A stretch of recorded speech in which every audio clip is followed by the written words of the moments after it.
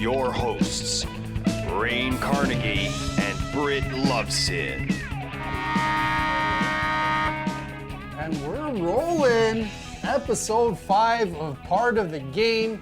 Your hosts, Rainbow Rain Carnegie. Hey, what's going on? Yours truly, B-Love? Britton Loveson. What's going I on? kept it humble on that Yeah, one. I was you- about to go and then I didn't. You decided not to. I and decided not to. Less is more, that's what I've been told. Less is more. You Yeah, know? yeah. And I was just about to say, you know. We've been getting a little bit of flack from from our viewers, and I'm trying to be more cognizant of my vocabulary and the fact that I like to say, one too many, And I probably shouldn't have pointed it out in the intro last time. I feel bad I did that. I'm sorry. You threw me under the bus. I'm used to it. I did. I'm used to it, though. That's kind of, did. Part and parcel for what I've signed up for. Evidently, I didn't realize that sure. taking a verbal tongue lashing every single time I was in your presence was part of my contract. But hey, It's all right. I didn't read the fine print. I didn't have an agent. You're going to have to renegotiate then. We're going to have to renegotiate. We have a great episode for you guys. Before we get into that, we want to thank you guys, everyone, for all the love we're getting on our IG and all the videos Everywhere. we post. And Everywhere. Being a part of Penalty and part of the game. Being a part of, what we're trying to build here, just authentic, engaging sure. content that keeps you guys educated, keeps you guys entertained. And we love getting feedback, positive or negative, so that we can always improve. We're not trying to... it keeps us coming back. Hey, listen. We feed off of that. So Feed off of it. Please, tweet us, Share us, like, do all that fun subscribe. stuff. Like, subscribe. And Somewhere here you can click something. That's at the end. Okay. But we'll post all that stuff. But moving along, today we have an amazing guest, Adam Dennis, a GM of the North Battalion. Whoa. Did you say Adam Dennis? Dennis. Is it on our show? Adam Dennis. Adam Dennis. The Adam Dennis. The Adam Dennis. Like Dennis is a common last name. So I just want to make sure. Like Adam Dennis, we talking about GM of the North Bay Battalion, Adam Dennis? That's him. We're talking about two-time OHL champion, Adam Dennis? That's the guy. The guy that beat Rimouski in the Memorial Cup? The team you guys couldn't beat. Oh, yeah, you just have to go there. Is that who we have on the show? He beat Sid the Kid. He beat Sid, and we have him on our show. He's ours. He's coming up. He's ours. Coming up. Oh my God. And we're gonna just pick his brain about where he started off, and he started off with me. He started off with you, and now look at him. I started off with you. And now look at you. Oh no. Adam, you have to give him some tips. But he's doing great things. We'll get to that. He started as a goalie. Rose the ranks. Crazy. And, like who wants to start as a goalie? I know. And he's still following his dream in hockey, and he's a GM. Like, how cool is that? What a job. job. We all think that what are they called? Armchair GMs or armchair quarterbacks. Or armchair quarterbacks, armchair GM. Well, this guy's actually a GM. So pretty cool. Coming up, Adam Dennis. Stay tuned, guys.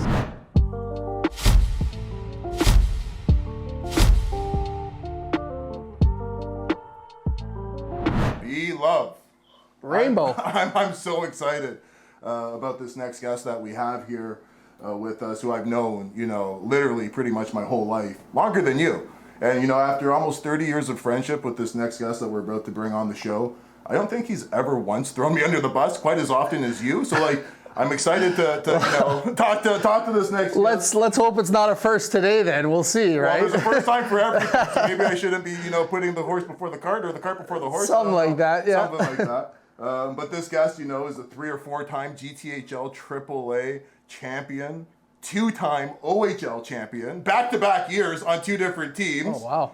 NHL draft pick, OHL director of player recruitment, whatever that is. So we have to, ask our guest what that was. And currently a general manager in the Ontario Hockey League. So without further ado, I like to call him the LeBron James of minor hockey and junior hockey with all the championships. Big shoes to fill. Adam Dennis, ladies and gentlemen.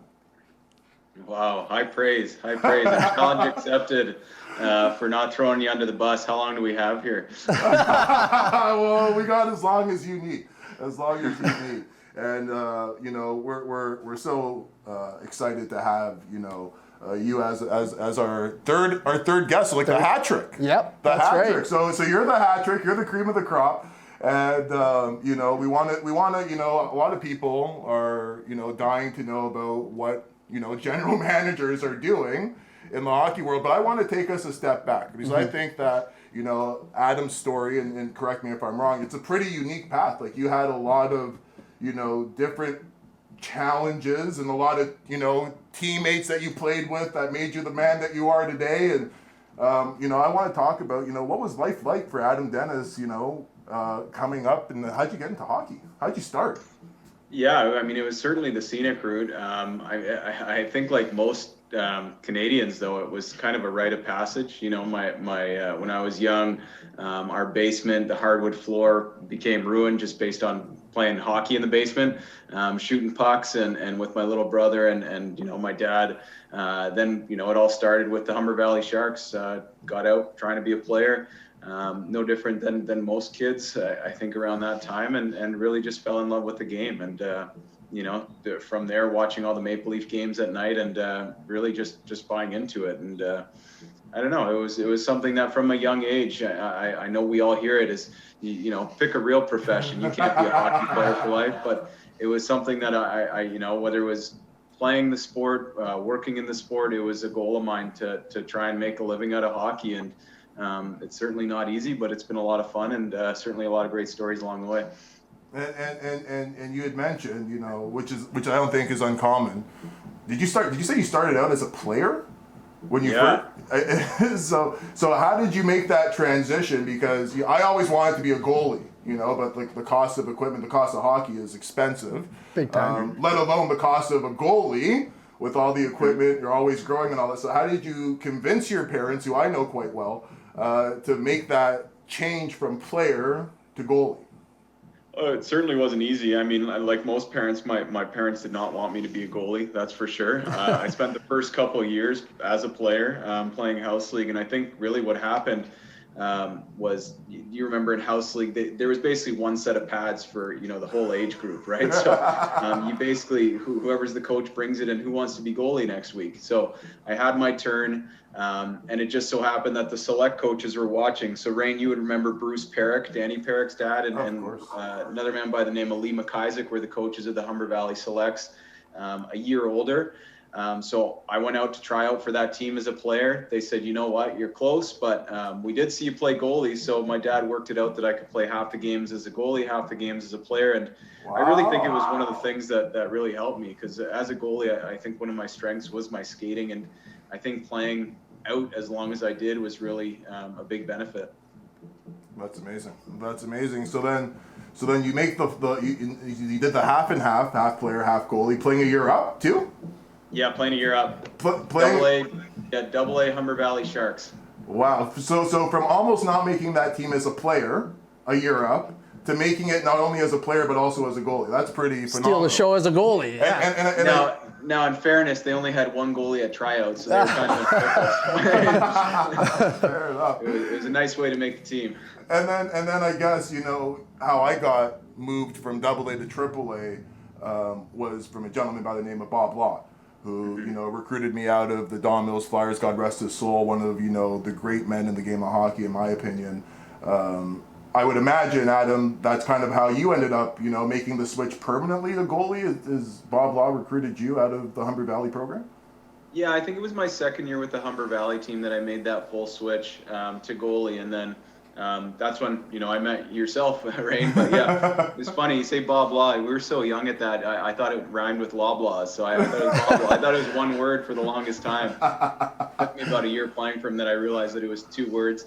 His name was Bob Law. But you're right, he was really a pioneer in the game. He gave us such great opportunities, and we always had great teams. So it's kind of cool talking to the kids today when I tell them that I played for the North York Canadians in the MTHL, not the Junior Canadians in the GTHL. And not only that, playing for the North York Canadians in the MTHL, offered you a chance to play with some pretty special hockey players, you know. No question. Like yourself. Well, you know, Hey, I'm trying to give him an assist, and he's not tapping it in and giving me that compliment. But you went from playing. I remember Jeff Platt was very good. Your buddy. My arch nemesis. My arch the guy nemesis. making fun of you for not for going ahead of you in the draft. Is we that already the talked about Jeff that. Platt? We saw that episode. We talked about Jeff Platt. Jeff Platt, shout out. Glad to see you're doing well. Hope you all the best. Well, you know what's a funny story is I actually played against Jeff Platt later on in my career. It was Team Italy versus Team Belarus. So we ran into each other. It was really cool to see him. So he's done really good over there in Europe and still playing today. I know. He's a hell of a hockey player. Always was. But you started out Humber Valley, then went to the North York Canadians, now the Junior Canadians, and then I think you won a couple championships there, if I'm not mistaken. Were you back-to-back champions in Adam and Minor Pee Wee?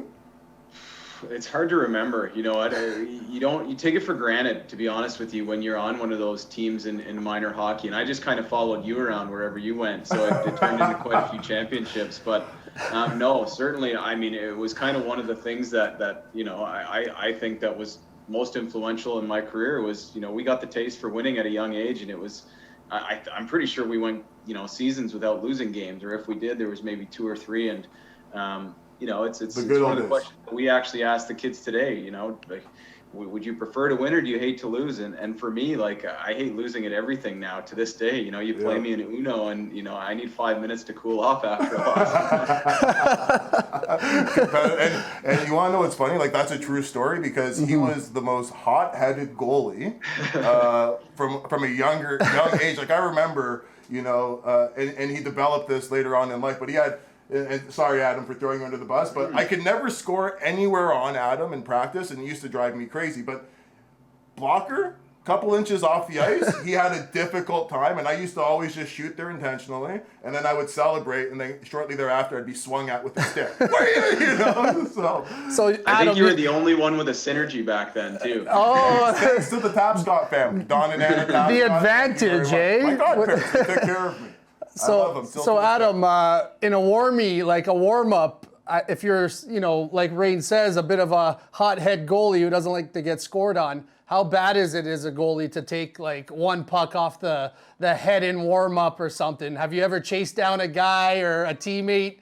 Not in a game. Not in a game. My kind of move was because, like, I mean, most of the players that were doing it, it's not like I'm going to drop the gloves and beat them up, right? Like it was. So I kind of had to make sure that, you know, they knew that I would do something crazy. So you know what I mean. So my move was often, you know, if I would get one, I was really quick that if I got a sorry, you know, no problem. I know that pucks can get away from you, but if you let me stew on it for the whole time that you come around, well, I'll be waiting for you. So it was one of those things that I did is as soon as they came down, I'd shoot the puck back at them and you know, I could shoot the puck. So they had their head down and, you know, I remember I got one guy, Kevin Harvey actually, which was probably the wrong guy to do it to. Oh my got him God. right in the visor. And yeah, I think teammates needed to step in at that point, but I got less headshots after that. So set the tone. That's amazing. So part of, you know, what we try to do on our show, Adam, is educate, you know, parents that are just going through this. And, you know, we wanted to get the perspective of a goalie, you know, what are some of the things, and I think that it may be different, it might be subjective, it might be individual, everybody's different, right? But what are the reasons that, you know, in minor hockey, as a goalie, what would be some of the reasons that you would join a program, or what would be a program that you would look for?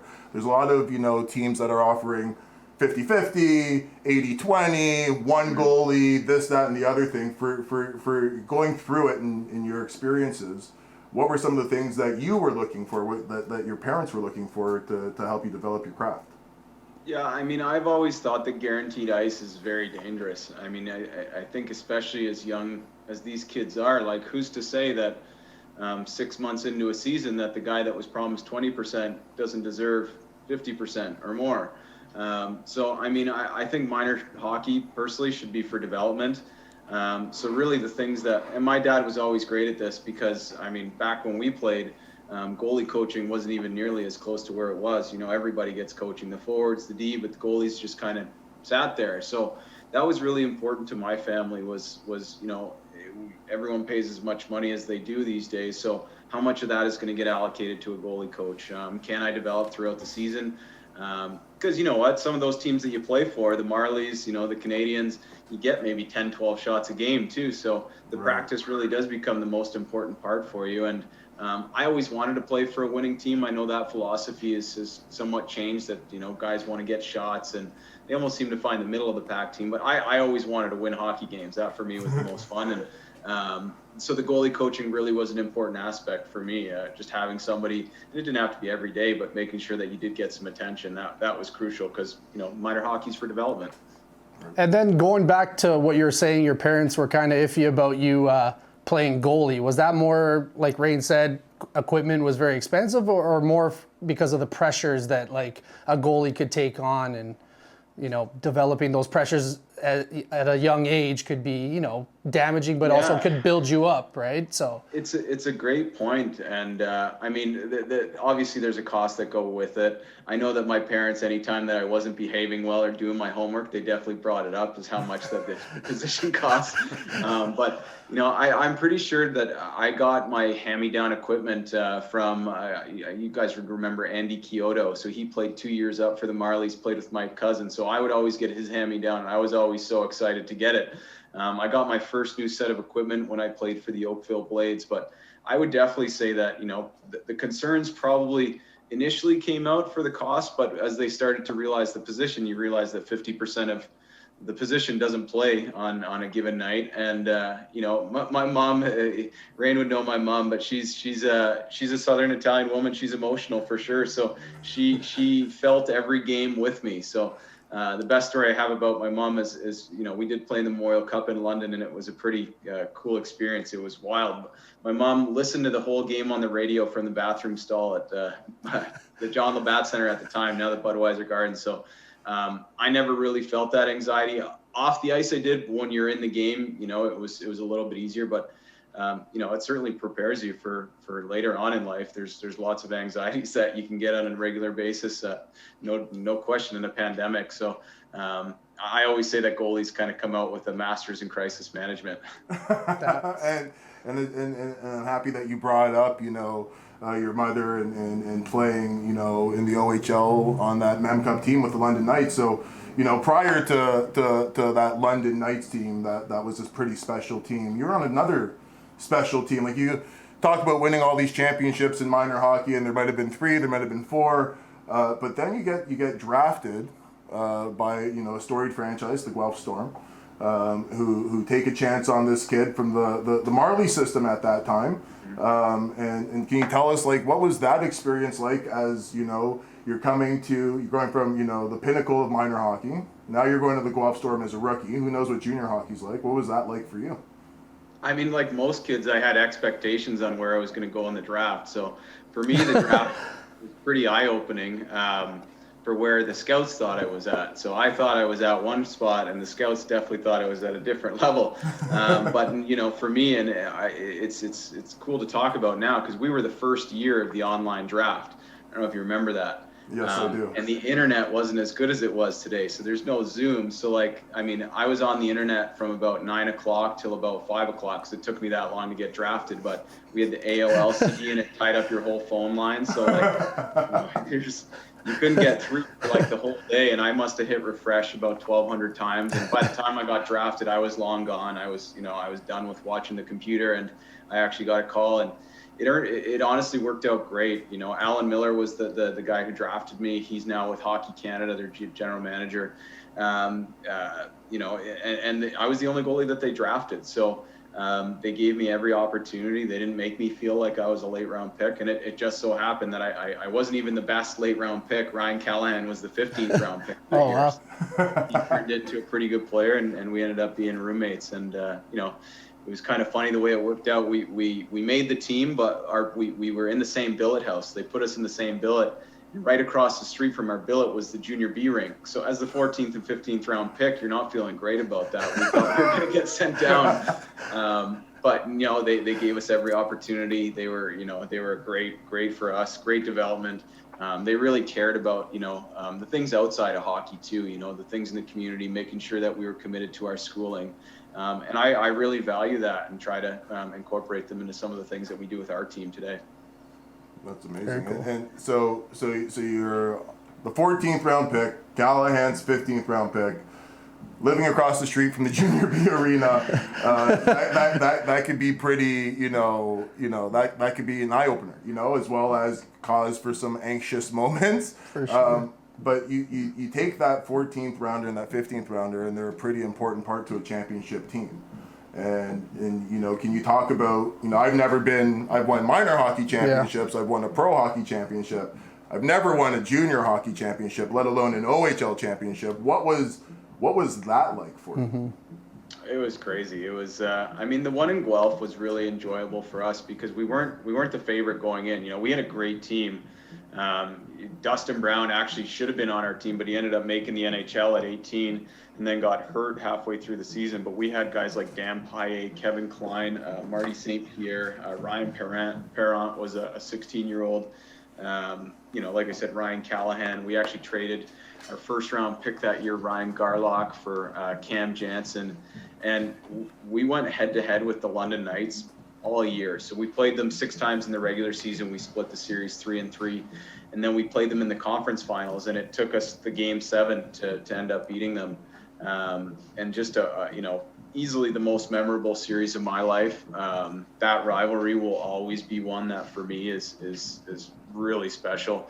And there's a lot of rivalries in that Midwest, but those Guelph London series were wars. There was a lot of respect between the two teams, and it really did carry into the next year. So that next year when I was still with Guelph, we were in a bit of a rebuild, and London was poised to kind of go all the way, but we played them tough every time that we played them. Even that they had that record, a 31 game win streak.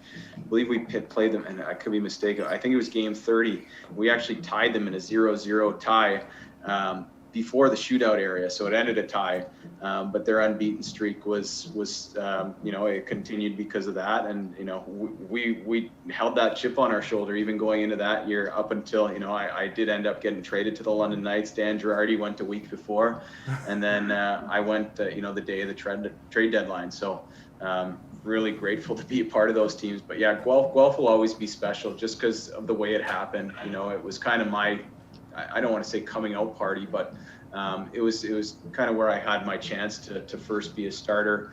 And it was stressful because, goalie's a pretty important position. So you're always I was worried right up until the January 10th that they were going to bring in an older goalie to kind of take this team and run with it. I was grateful that they didn't, and I think I started to play my best hockey after I knew that there wasn't another guy coming in and I could kind of relax and do my thing.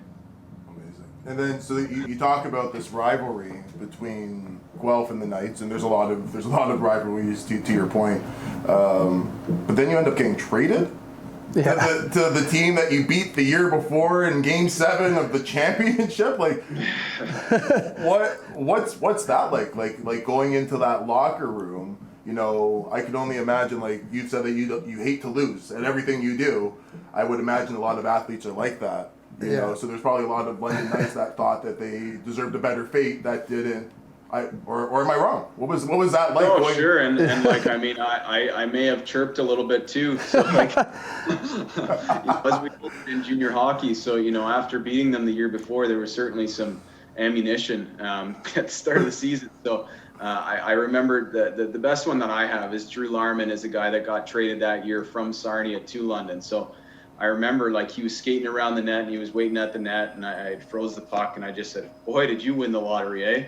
These guys. And then it was probably 2 weeks later that I got traded to London, and he said, "Hey, not a bad lottery, eh?" Yeah. That's great. So then you're in the London Knights program, and I think it was from that point on, prior to those 2 years, the year that you beat them with Guelph, and the year that you guys won it all the following season, London, when they're at the Ice Palace, I believe it was called, and you can correct me if I'm mistaken, like when we first came into the league, Adam, I think they're at the Ice Palace before they went to the Labatt, now the Budweiser. But they struggled a little bit. There was a period, but now you look at the London Knights organization, and I think it started with that team that you guys had with that Memorial Cup. So like, what was life like, you know, you have some Hollywood players that are still playing in the game today. We saw Corey Perry, who was a part of that team.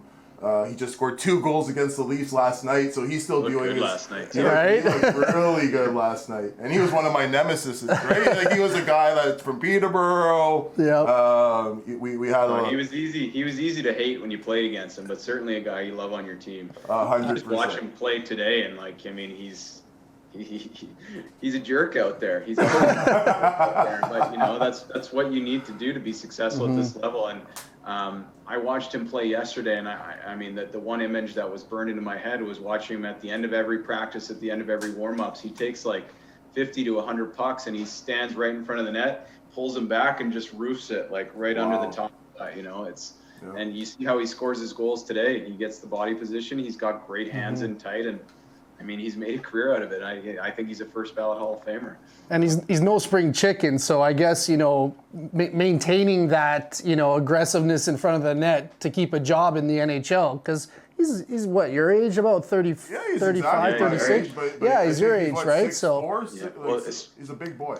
And especially when everybody hates you, too. So it's not easy. Well, he just has, I respect him as a hockey player, but he just had that face. that you just look at me at him, and I just get infuriated. He wouldn't even say anything, because he's just like, I'm way better than you, Rain. Like, just shut up and sit down. He enjoys that part of it, though, too, right? Like, you've seen the highlights where he takes Drew Doughty's glove and he sprays water in it. You know, he was no different in junior. He would come right through my crease with the end of his toe, and he'd take a big chip out of the crease. Is that when he was playing against you or with you? No, no, when he was playing against us, for sure. He would have had your back in a heartbeat when he's playing for you. That's awesome, yeah. And I guess that year with the Memorial Cup, what a great year.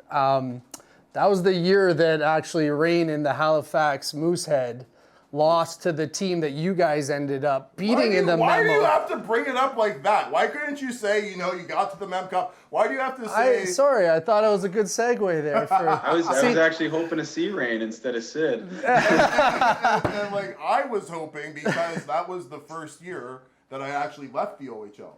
So to be in the finals and having a chance, and we did well against Rimouski in the regular season, and you know, we thought that we had a really good chance to beat them. Yeah. But to Adam's point, that was the year that they went on like a 31 game winning streak. London went on a 32 game winning streak, and it's just like we ran into a juggernaut, literally.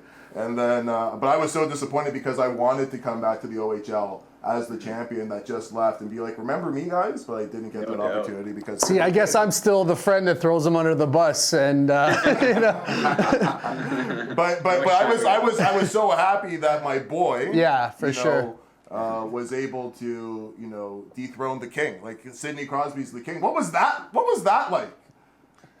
I mean, that team was crazy. Like, they got like 50% of their offense from those 5 guys, and it was the 3 4s, the 2D. You know, Antoine Pouliot, Danny Roussin, Sidney Crosby, I think Mario Scalzo Jr. and Patrick Colombe. And Cedric Desjardins was very good too. So yes, he was.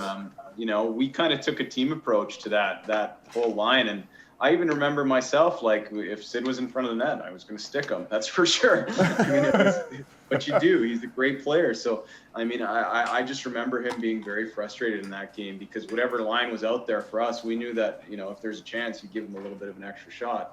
And, you know, I think it's a compliment, but if we didn't contain him, we weren't going to win. That's for sure.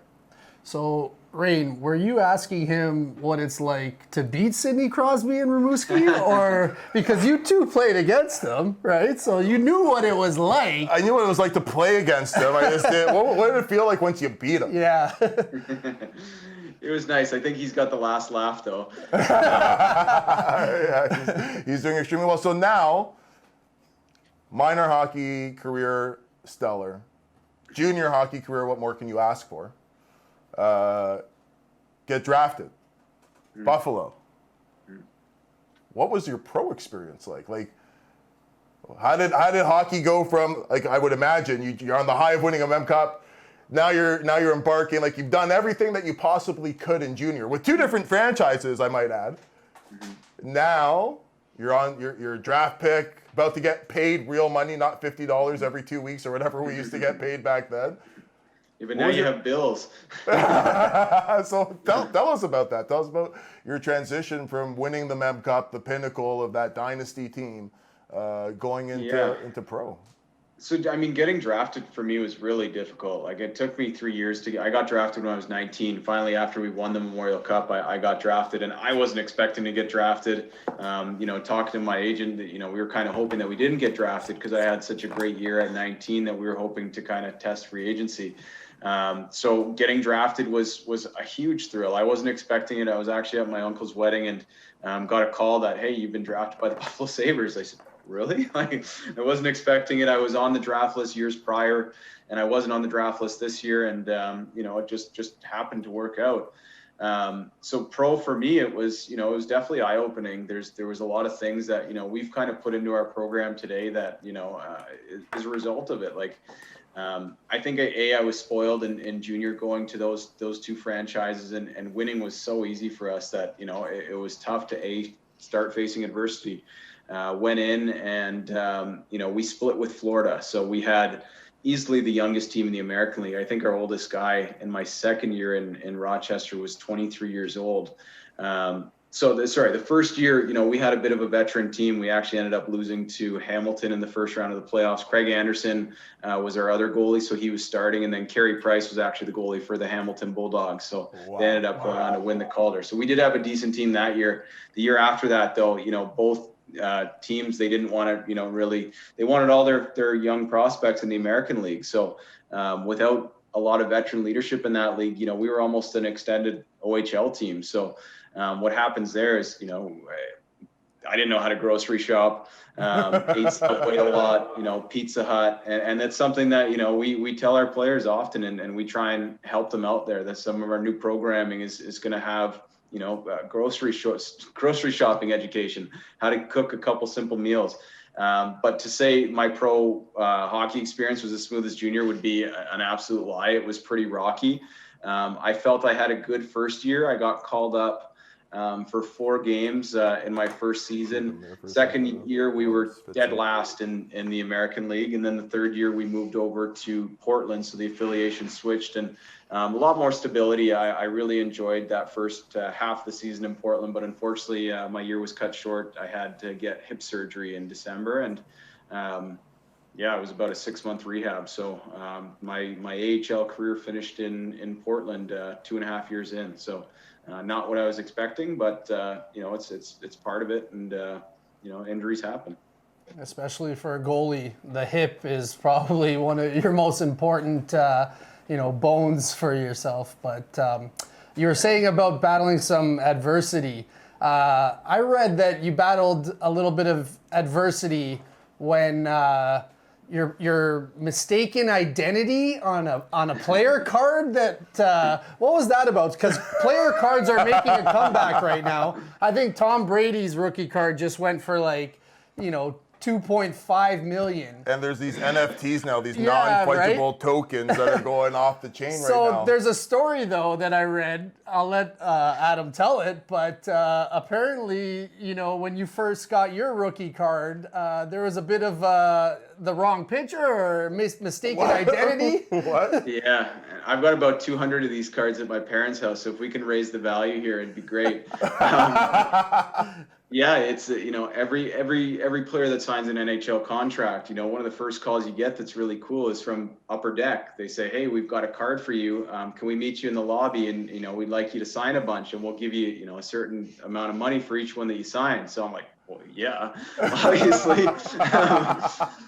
So we did it. I was actually in Buffalo at the time, and I met them at the Adams Mark, and they had all these boxes, and they pulled out the card, and I looked at it, and the first thing you see is the back, and it was me. It had all my stats. It had a little blurb on me, and then you turn it over, and it wasn't me. It had my name on it, but it was a goalie by the name of Adam Burkholz. Great guy. I played with him a little bit in Rochester, but it wasn't me. So I don't remember, to be honest, if I really made a big deal about it, because I think I was so excited to, they were paying me to sign my name on a piece of paper, and I had a hockey card at this point, and it was me on the back. So you couldn't know the difference. But it wasn't me. It was a different goalie on it. It was, had my name, had my stats on it, and everything like that. I've signed a lot of those cards whenever the collectors stop after games. But yeah, it's not me. It was a mistake. They did it. I think I had one other card after that, but no, I've got a lot of these cards at home. So Well, we need to get one. We need. I'll put it on the desk, maybe. I always, that's our joke. I always add something else because We're gonna have an Adam Dennis card right beside. Rain has played everywhere and has all the accolades and the jerseys and the scoring titles. And This is I got Britain's shtick. A gift from a parent, from coaching and stuff like that. I'll send you a card for sure. Absolutely. So having that experience is pretty wild. But I wanted to I think the meat and potatoes, life as you know it now.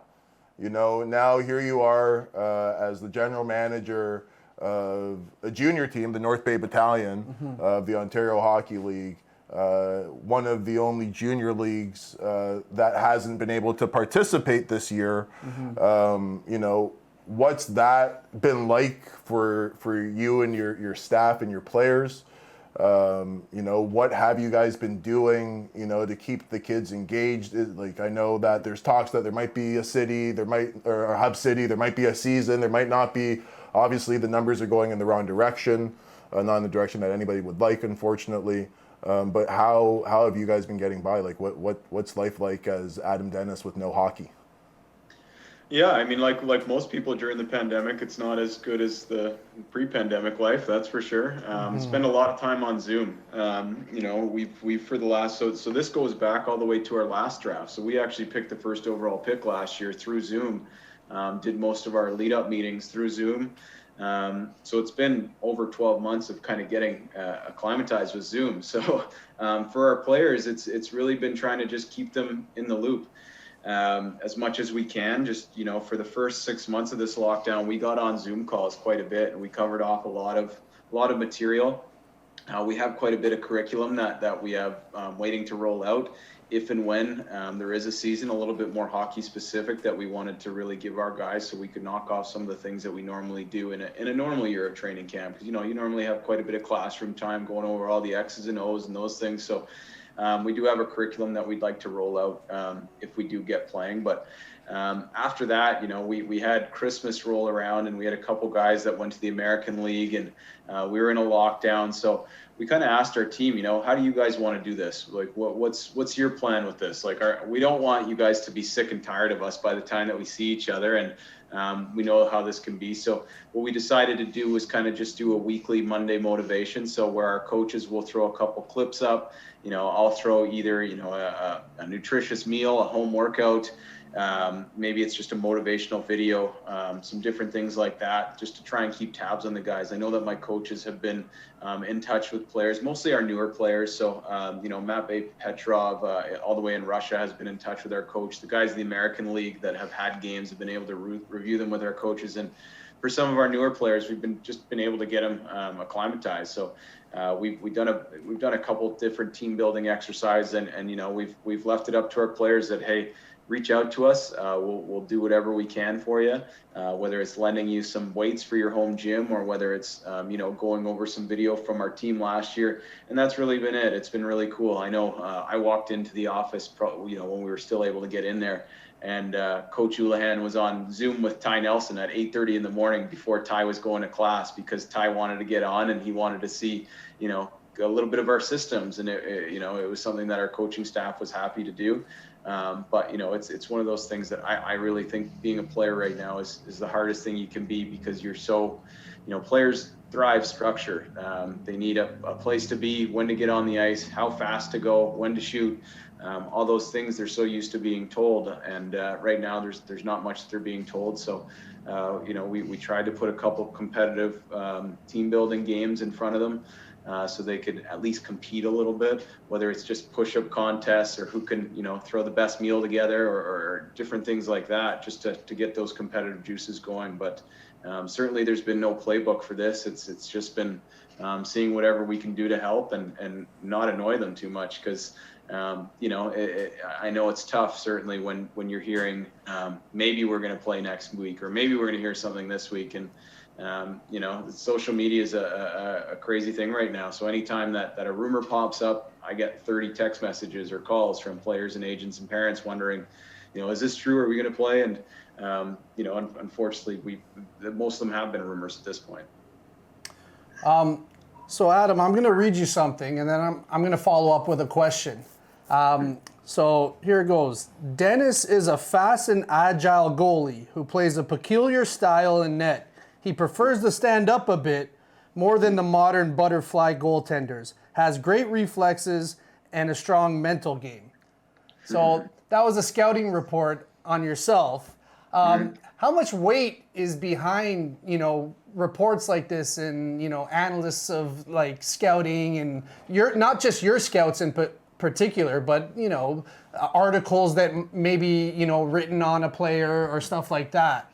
Like I know Rain's scouting report wasn't, it was great. He had the best hands, but they always, said his skating wasn't the greatest. And Rain talked about that, how it kind of stuck with you. Yep. And, And it's funny, right? Like, and we talked about this in one of our episodes, I talked to some people and it's like, Rain, your skating's fine. Yeah. But it's been so ingrained in my mind that Rain, the thing that's holding you back is your feet. Yet I can get from point A to point B, right? And everybody's different, right? So, right now in the day where you can't watch any games unless you're scouting, the AHL, which you're not because you're in junior hockey. There's no minor hockey in Ontario. I guess you can watch film because you can't travel to the States where they are playing hockey. Is there weight to be held in scouting reports like this? Like this is a scouting report that we pulled off of a website, that may have only seen you play once. Yeah, right? For sure. It's kind of funny. I always think that I always kind of find it comical, like when we get talking about goalies, because you probably have at least 50% of the scouts in the room that are just really uncomfortable talking about goalies, especially like when you play the position. It's almost like they're asking, like, he's got good feet. Like,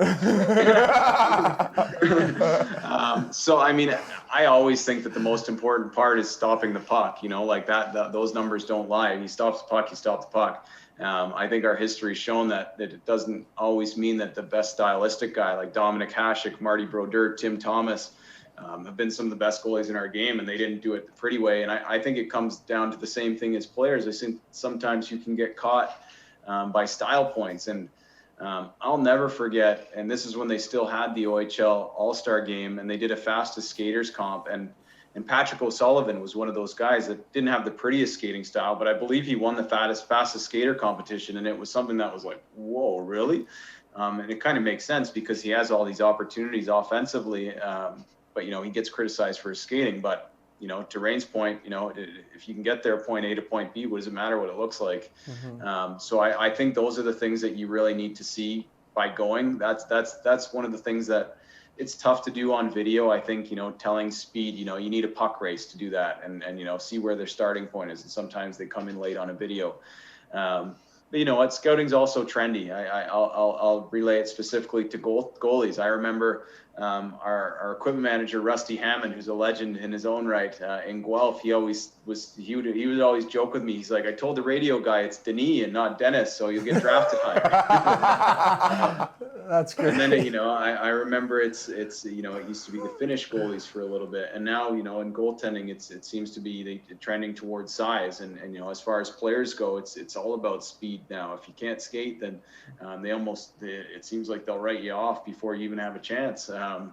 But it's definitely trendy. I think that the teams do a great job of identifying what they're looking for, and for the scouts that we normally see it on a certain night, they have a criteria of what they're supposed to look for, and you don't have certain attributes, then you're not going to fit into that certain organization, and it's just a reality of what it is today. These teams are so dialed into what they need and where they want to be, that they're very specific on what they're looking for.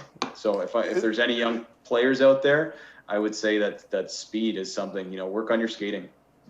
Now, it's funny that you say that, right? And like obviously hockey is one of the fastest games out there, fastest sports out there. You're also doing it on ice. It's super slippery, But then I look at a guy like Jason Spezza, who I had the good fortune of playing with. who went second overall, who was, you know, a phenom in junior hockey and has been having one hell of a resurgence this year, and looks like the Spezza from when he was 18 playing with Belleville at times. But he's never been. Nobody's ever going to pick him as the 100-meter yard winner, right? But he was a guy that was able to slow down the game. You know, and do you think that there's room? Like, have you seen players like that may not be, you know, Usain Bolt or Usain Bolt, but they're able to Connor McDavid, but they're able to be effective. Like, is there room for a hockey player to not have, you know, that blazing speed? 100%. And, you know, I think the most important skill is problem solving. And, you know, just like Jason Spezza, there's a guy that played for us in North Bay a couple years back, Justin Brazeau. He scored 60 goals in the OHL in his final year. And that was the biggest knock is, you know, they said that his skating needs to come. Now, this is a kid that was 5'11" when we drafted him. He's now 6'6". He has a size 16 shoe. He can dunk a basketball. He's a scratch golfer. Like, I have no doubts that he's going to improve on his skating, but, you know, it is what it is. You got to give these guys a chance to improve on their downfalls, which he's done. But you also can't take away from the other things. Like the one thing that I always said to scouts was I've never seen anybody catch Justin Brazeau on a breakaway, because, you know, when he's got that wingspan, he's able to shield guys off, still have the reach, still make a toe drag and put it around the goalie with, you know, the defender doesn't seem like he's even effective. So, I think that everybody has their own identity, and it's up to the team to find those ways to kind of utilize those strengths. And I look at the Leafs as a prime example. I would have said a year before, you know, how do Spezza and Thornton fit into their lineup? And they've been very effective. You know, they've been big guys that do, like you said, slow the game down. And I think what they've added to that team is just, you know, that character and that know-how and that experience that does really go a long way in pro sports. So you were a first-year GM, and with being the first-year GM, you end up getting the first overall draft pick. You take Ty Nelson, but tell us what that's like. What kind of, you know, I know you're used to the pressure as a goalie, but you know, that's a pretty big spot to be in, especially in a COVID year where everything's done Zoom. Like, this is your drafted on Zoom. Drafted on Zoom. Like what's that like? It was different for sure. I mean, to be honest with you, like, our focus was trying to make the playoffs up until that last. So we got shut down with about 6 games left to go. I believe we were 4 points out of a playoff. So we didn't want to pick first overall. I don't think that's something that you ever plan to do. And you know, the really funny part was all the people who thought what we should have done. They're like, oh, these guys got a tank. I don't think that anybody understands what it's like.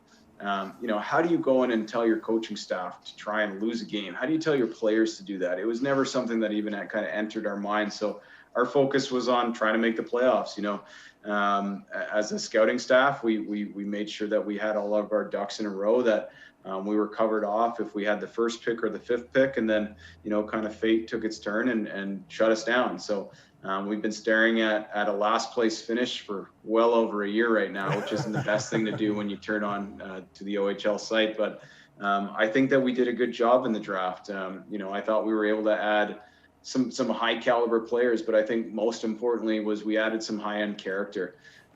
You know, our first 4 picks were captains. You know, Ty was an assistant, but I think that, you know, you could argue that on any given night, you could consider him a captain. You know, Dallin Wakely, Tanias Mathurin, and Owen Van Steensel, they were all captains for their teams and on good teams. So that was something that was important. I really believe that, you know, when you're drafting kids at 15, 16 years old, one of the best predictors of how they're going to be at 19, 20 is that character. So I can put a full workout in front of you, but it doesn't mean that you're going to do it. I think those kids with a lot of character, they've got a better chance of putting in the work. And, you know, there's no secret to the recipe to success. You work hard and you know, you go out and you have fun and you reap the rewards of your hard work. So that was something that we really prioritized was high-end character. So now we're, you know, coming up to potentially no season. 05 is it's the draft year right now. You know, you haven't been able to see character. You haven't been able, like, kids haven't been playing hockey. So does your philosophy, given the situation that we're in right now, change? Are you like going forward whenever hockey resumes because of what we've experienced now? Do you maybe start looking at like a double cohort where, let's say, the 06s draft years next year, but we're also going to take a look at the 07s next year? Do you have more weight to the age groups underneath, kind of like, I guess, what the WHL does? Look at, they draft their kids, I think, a year or two before the OHL and the Quebec Junior Hockey League. Is that, have you guys talked about that or given any thought around that? Like, what do you do when you can't do what you've always done, I guess, is the question. Yeah, I mean, it certainly would have been a lot more helpful if we had a good book on the 05s a year ago. But I also think that, when you're 14 turning 15, so much changes in 6 months. I mean, we know those guys that we played with that had the full beard when they were in Pee Wee, and I think they stayed the same size until they were bantam. And so yeah, we try and keep tabs, but I don't think that strategy's changed at all. I definitely think that you can still see character because, I think even more so because now we're seeing all sorts of things, whether it's a skills practice, an exhibition game. And those are the times where, I really do think you can show character. If you get a bad pass or flip your head off and, why did he make that pass to me? Or even in the drills, the coach blows the whistle, one hard lap in, you can see who's dogging it halfway through. You can definitely see character. For us, we've taken a little bit of a different approach too, given just the season. We've put a lot of more emphasis into the Zoom call. So in a normal year, we love it when prospects want to come up and visit us. We understand it's a long drive. So it's about 3 hours from the GTA. So we don't often get guys to come up. So, the online platform has actually been one that I think will stick for us. We've been able to really showcase our program through the Zoom platform. I can share my screen. I can show the dressing room. I can show a PowerPoint of our coaches. I can show, the town. I can do lots of things on Zoom. So it's something that, I think that we've been able to adapt, and we still are. We're actually doing a lot more person-to-person interviews through Zoom just so we can try and get to know the kids a little bit better. And then, like, after seeing, getting a glimpse at a player that you're interested in stuff, how big are you guys and your staff on player comparisons? And if you do like a player comparison, what would you compare your number one overall pick to if you had to compare him to a player in the NHL? Yeah, it's a good question. Typically, we take a lot more stock into who the player thinks that he plays like. So that's something that we ask our guys a lot. And there's certain players that we like for certain reasons, and nobody's Connor McDavid or Sidney Crosby. It's something that is something that we do look for. Do you know who you play like? So. And why? So, like, if it is Connor McDavid, like, why? You'd be hard pressed to say that you skate like him, but you like to turn up on the wall like he does, or what do you like to do like Connor McDavid? How do you think the game? I think that's really important, knowing who you are. As far as Ty Nelson, I think that I don't know if there is a player like him, to be honest, because I think that there's a lot of people that would compare him to a guy like Ryan Ellis just based on stature. But I mean, I think that, Ty skates, I think a little bit better at the same age. He's very physical. So I think that's something that, people are going to be surprised with. He's 190 pounds right now and he skates really well. So he likes to be physical too. I see him kind of as a two-way guy. I know, I'll throw my coach under the bus here. He really likes the comparison of a guy like Bowen Byram. He's kind of your do-everything defenseman, which is what I think is the modern defenseman today. They contribute offensively. They're strong defensively. I think people would probably say that Ty's undersized, but I mean, I think what's fair is he's probably not the tallest guy, but I don't think he's going to get pushed around by any means in front of the net. He's really putting the work, and you'd be hard pressed to find a guy that works harder than Ty Nelson. And he's certainly not going to get pushed around. And if you ask him that, he certainly won't think he's going to get pushed around either. So I think Bowen Byram is probably a good comparison. He skates well. He does everything. He's a hockey player first. I wouldn't consider him an offensive D. I wouldn't consider him a defensive D. He's going to get 25 minutes a game when he's really in his prime. And that's what I think Ty could be. And funny story. So my first ever hockey school with Own Aces, all the kids were, it's like, oh my God, you see, and this is going back before the first lockdown. And all the kids before our session were just like, oh my God, look at that guy out there. And they're all talking. And I'm just like, who? They're like, that's Ty Nelson. And I'm like, he's supposed to go first overall. Oh. I'm like, oh, okay. I'm watching this kid, and he's this blonde kid. He's out there with the tracksuit, and I think he's with some young kids out on the ice, and he's there, and his edges are just like so disgusting, and his hands are so disgusting. And then actually he just got drafted. He had just got drafted because I called you with Ty Nelson. I don't know if you remember that call last year, because I was like, hey, I know you're general manager. He's just like, who are you? And I'm just like, I'm calling Adam right now. Unfortunately, Adam answered, and I'm sure he didn't think you were crazy at all. He really had a Sharpie in his bag. I was like, can you sign my? But to Adam's point, character. He took the time to stop to talk to a stranger. That's a big black man. But then he also took the time out of his day and came to the dressing room and said hi to all the boys that were like, oh my God, Ty Nelson. So like character is a huge part of being a good person. Cool. And Adam's a great person. And we appreciate this, Adam, wholeheartedly. You've been a great friend to me. I'm happy we've been able to reconnect. I hope that you get to build on the momentum that you had with the draft from last year. I hope you have a successful draft this year. Is there any closing, remarks that you'd like to say? We'd like to have you. We have a segment called Penalty Part of the Game that we'd like you to participate in. But is there anything that you'd like to close with? Yeah, maybe just one other thing. Sorry, Adam. I'm coaching on the 06 Toronto Titan bench this year. And, oh, nice. So we might not have a season. If you could, in your closing, statement or whatever, maybe give some advice to, us coaches who are trying to help these kids, 100%. find their I train a bunch of kids, prior to what should we be articulating to these families, to help them with the unknown? Is there anything specific at all that you could think of that these kids should be doing? Especially the 06s going into their season next year.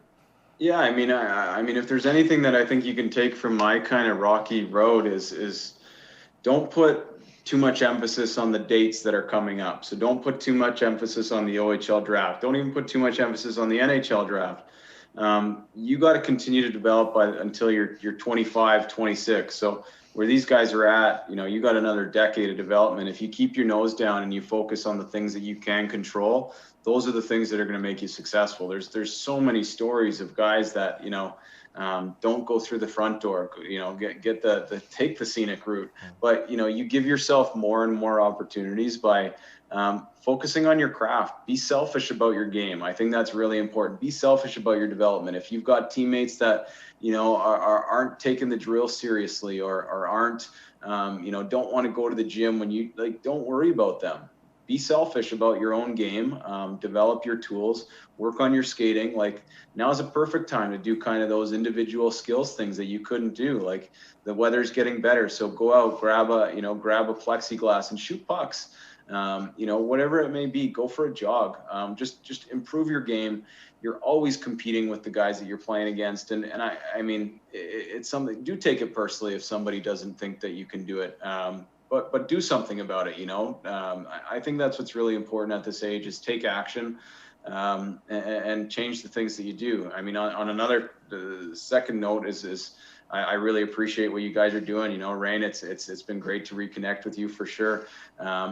My favorite rink in Toronto is Herb Carnegie Memorial. And I mean, just to see what you're doing in the game is really cool. Rain actually was one of our great speakers on our Zoom calls. And I know that afterwards we had a bunch of requests for his grandpa's book, and just really thrilled to see what you're doing. So thank you for having me. It was a blast to talk to you guys. For sure. A little bit nervous for the part of the game, but Yeah. You actually touched upon the subject in the interview, so it's great. So that's a good segue into penalty. Or part of the game. Let's go.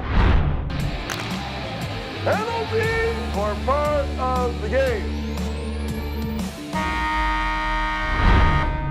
So this week's penalty or part of the game, since we have a GM on the junior level with us, Mr. Adam Dennis. I thought this would be almost the perfect penalty or part of the game. Do you see this guest? He's been magical all day. And this is perfect for him. Before we say it, do you wanna maybe go first, or do you wanna be like the deal breaker? Because we don't usually agree. We never agree, ever.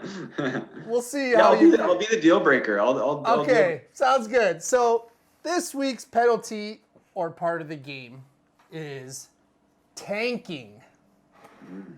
Tanking. Like if a team is, noticing that they're not going to make a playoff run, or, their team isn't doing well in the season, do you just throw it in and say, you know what, I'm done with the season. Let's look towards next season and get a high draft pick, Do we just throw in the towel? Or do you play it out? The competitiveness of the game, do you still play that out? Well, what about the integrity of the game?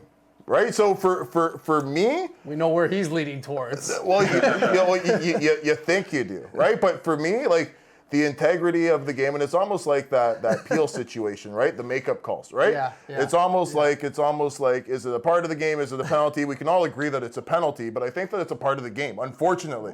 I think it's like I've played on teams, that it's just like, when are we ever going to get help?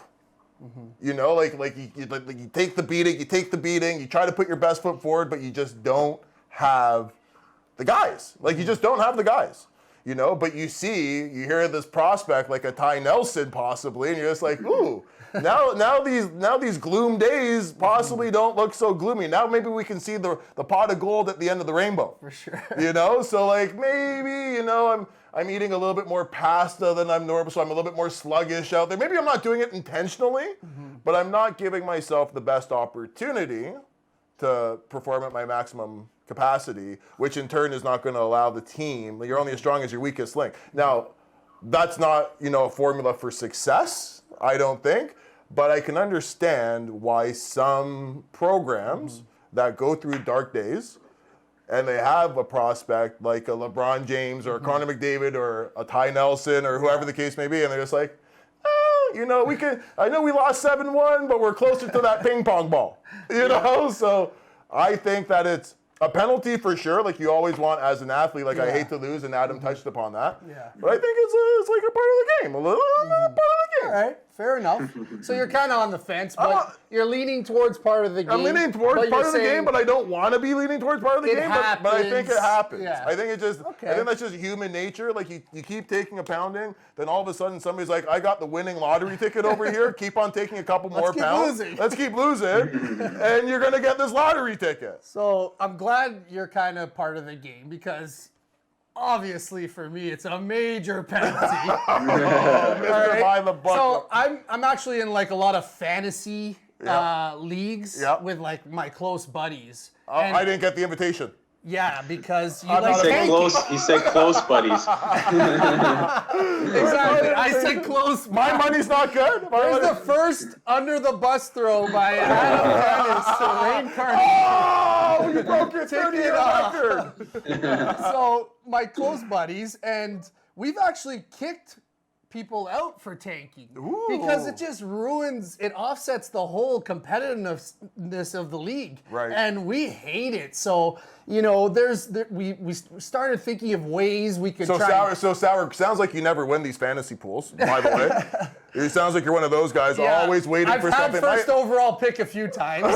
My aunt always used to say there's 3 types of people, right? Those that wait for things to happen, those that watch things happen and be like, what the heck's going on? And people that make things happen. You're one of those guys who's just like, Well, we try and make things happen by kicking the guy out who's been tanking all freaking season and ruining our pool. But not just in the pools, like in professional hockey. 100%. Like I always think. And basketball and baseball and soccer, like it happens For sure. everywhere.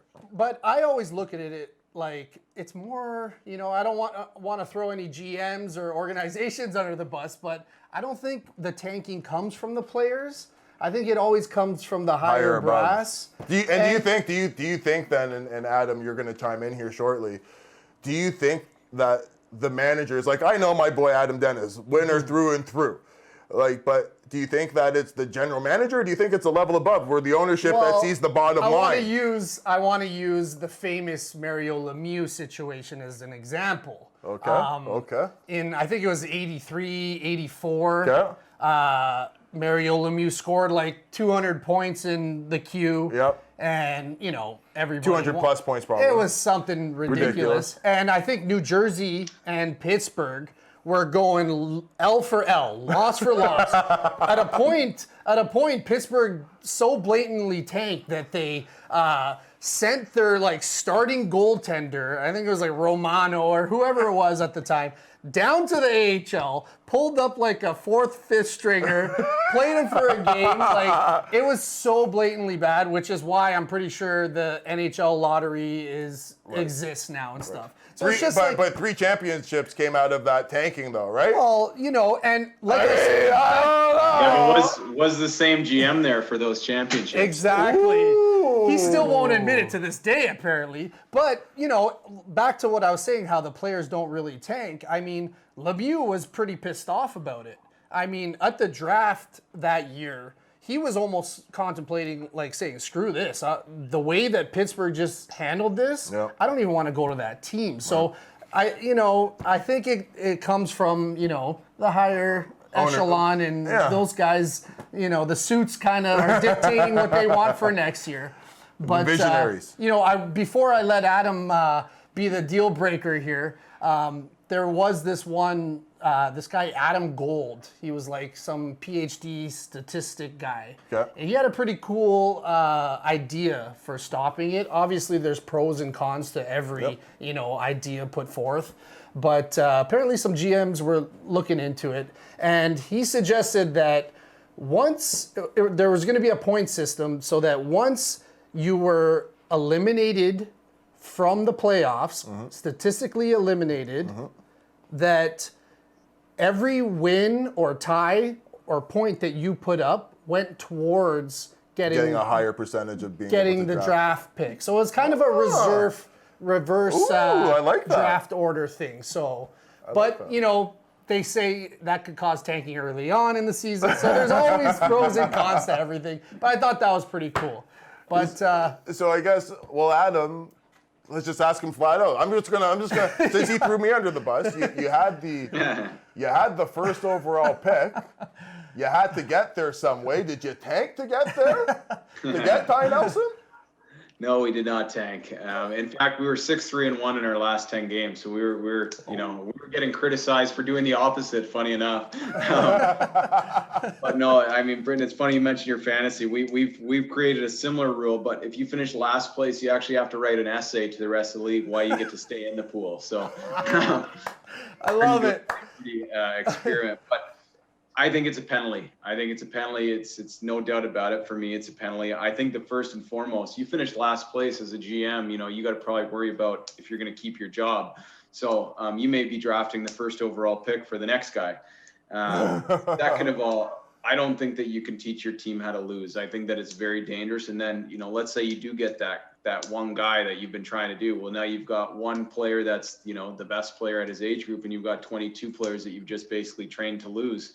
So I don't think it really builds towards your culture. Thirdly, I think that, you know, I would probably prefer the current 22, 23 players to all collectively get 10% better. because then you got a better team. I think hockey is probably the one sport more than any that teamwork and you can't do it alone unless you're a goalie. Or Connor McDavid.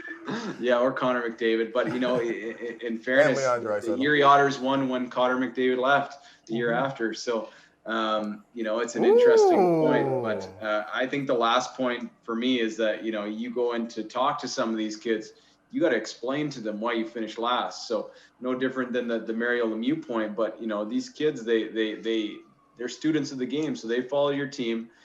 They want to know why you finished last and what you're going to do to make sure that doesn't happen again, because who wants to play on a last place team? So I think that it's the obvious reasons from a team perspective why it's a penalty. I don't think that it bodes well for future success. That's me, but it is a competitive sport, so everybody's entitled to their own strategy.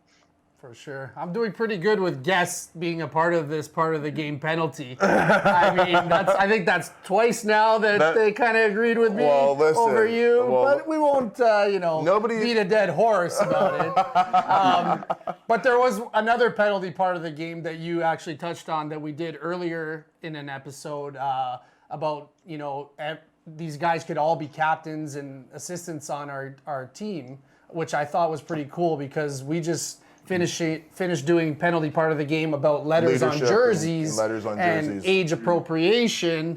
And, I thought it was really cool when you were saying, this guy could have been a C, this guy could have been an A. And this guy was a C and this guy was. So looks, so that seems like that's something that you might look for. Sorry to deviate from penalty part of the game, but is that something that you look for in a draft prospect? Are they part of that leadership group? Does it throw you for a loop if a team doesn't have a leadership group in a draft year? Do you find that based on your experience, that you've gone to see draft eligible kids that programs don't have any letters?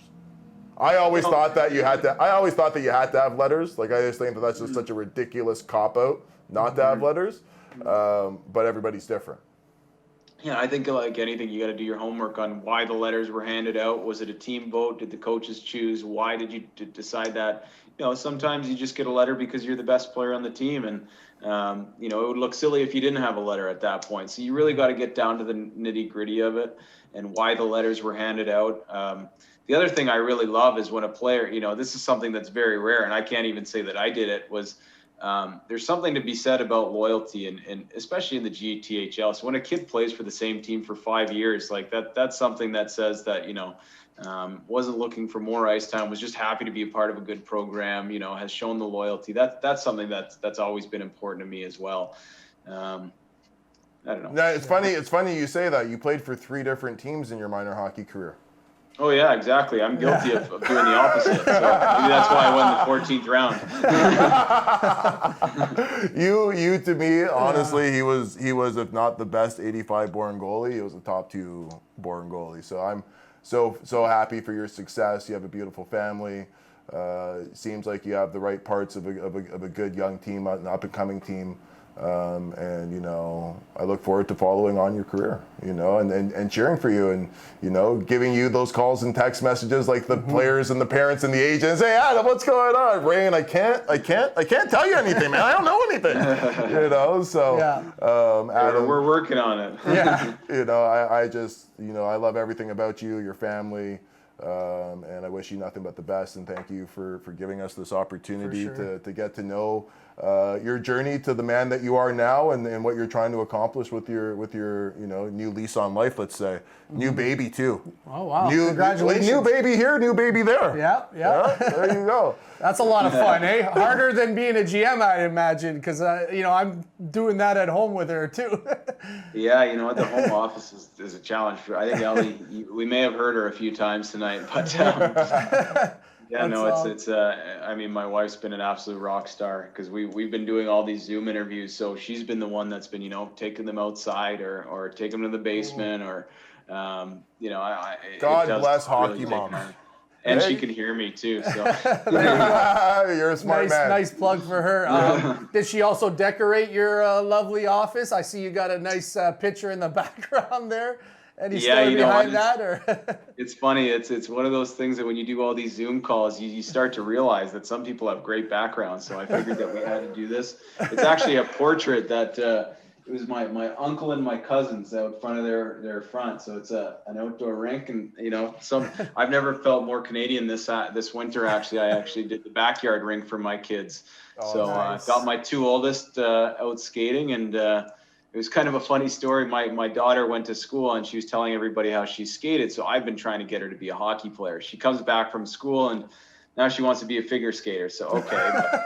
But, the funny part of the story was she told me that all the girls want to be figure skaters now. And I can watch her on my tablet when she's at the Olympics. But she said all the boys actually want to be curlers in town. So I said, well, we've got to change that. We've got our work cut out for getting these guys turned to hockey players. But no, it's great to spend the extra time with the kids, and grateful for it. Definitely. For sure. But no, likewise, I'm excited to see you guys. It's been I've followed your podcast, and I look forward to seeing you guys do your thing. It's really cool what you're doing. Appreciate it. Awesome. And I'll probably steal your numbers. So if you get some crazy calls from a 06 coach, not giving it out. Hey, I got these guys. I got all these. This relationship's too important. Can't do it. No, steel trap over here, Adam. You have nothing to worry about over here. No as soon as the paparazzi. draft's over, you can pass it over. Awesome, man. Cool, man. Well, brother, thank you so much. Good luck with, whatever happens with the season, without a season. Good luck with the draft. And good luck. Winners win, losers lose. He's always been a winner, so I'm pretty confident with Ty Nelson and the boys over there. For sure. With Ryan Houlihan, who's also the head coach, a former, nemesis of mine in minor hockey. Wexford Raider, now the Toronto Titans. Wexford Raider, now the former Wexford Raider, now Toronto Titans. There you go. They have a great program over there. So, I look forward to, getting their boys back on the ice. Cool. So we can see if my boy here is actually a genius, or if I need to be calling him and be like, hey, Britton, give him a call.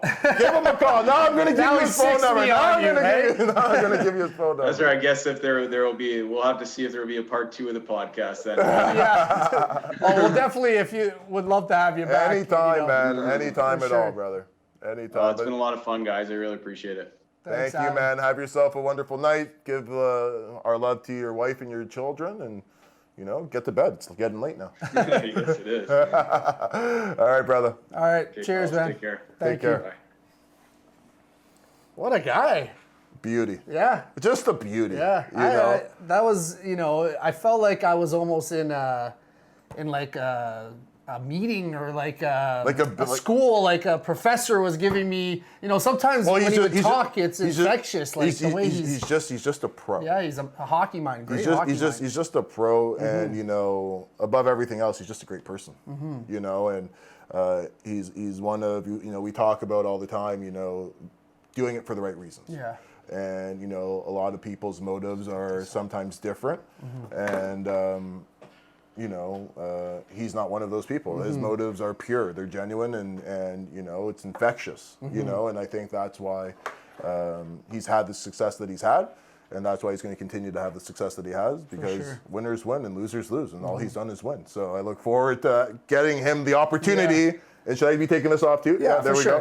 go. Getting him the opportunity to showcase what he's built in North Bay. Like, it's a really special team from what I gather. And what a journey. The guy, oh my God. Plays goalie everywhere. He's obviously half a season as a player in minor hockey. Right? To start his career. First they say, I'm not going to take you on the team. Yeah. I'm not going to take you on the team unless you play part goalie. Yeah.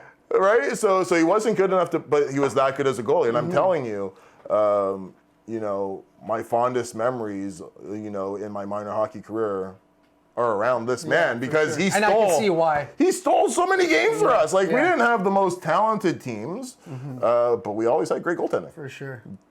Defense wins championships. Last line of defense is goaltending, right? So, and what am I? I forgot to ask him. Yeah. They always say that goalies are, a little bit weird. But here's like, what a brain. Like, did you hear those answers? It was like, what a brain. Yeah. So maybe goalies are not weird. Cool. Maybe they're just geniuses. Yeah. I don't want to say he's a genius, because now he's going to be like, great, you think I'm a genius? No, you're not. But I'm just saying it was really cool to hear his perspective on certain things. It was really... That's why, I know we all already talked about the letter stuff, but I just had to ask him because, you know, as a GM, and I just wanted to hear his take on it, and I thought it was brilliant. Of course. Most people would, except for the people that thought that it's a penalty to have letters on jerseys. Well, we kind of discovered an age appropriation thing, but that wasn't even what he said. He was saying, why character. Was it a personality? It was all the things we touched on, but he, like, put it so nicely. He kind of fixed that. Put a bow tie on it for us. He made it look pretty.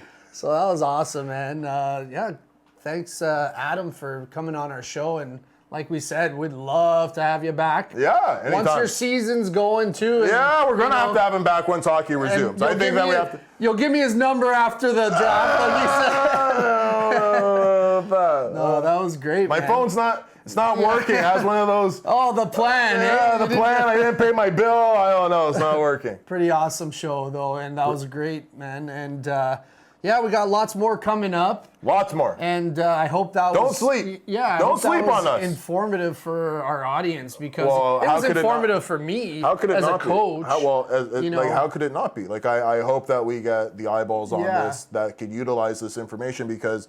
You know, the fear of the unknown. Now we're giving you guys, you know, a pathway to find some sort of answer. That you can't find in a book. That you can't find in a book. You can't find online unless you're watching our show. Exactly. You know, part of the game. Watch our show. Watch our show. You know, all our socials over here. Where are they? You keep on telling me they're over here. It's here. Oh, okay. You clearly don't watch our show. I watch it all the time. What are you talking about? Our sponsor, Own Aces. That's at the top here now. All right, so, you know, they're like, you know, he's still doing great things. Communication's key. I know you're still working with your boys and girls and gals and others. Everybody. And you're doing your thing, and that's amazing. So thank you to you guys, and we got lots coming up, you know. We don't care about summer. We can talk hockey all day with you guys. All day, all night. We'll continue to do so. So thanks for tuning in. And don't forget to tune in next week and the week after and the week after and the week after because we have a lot more to talk about. Absolutely. We have a lot more special guests that are going to be joining our show from time to time. Absolutely. And, you know, we enjoy this. What else do you got to do during a lockdown? Might as well tune in. Absolutely. Might as well tune in. Thank you, guys. Thank you.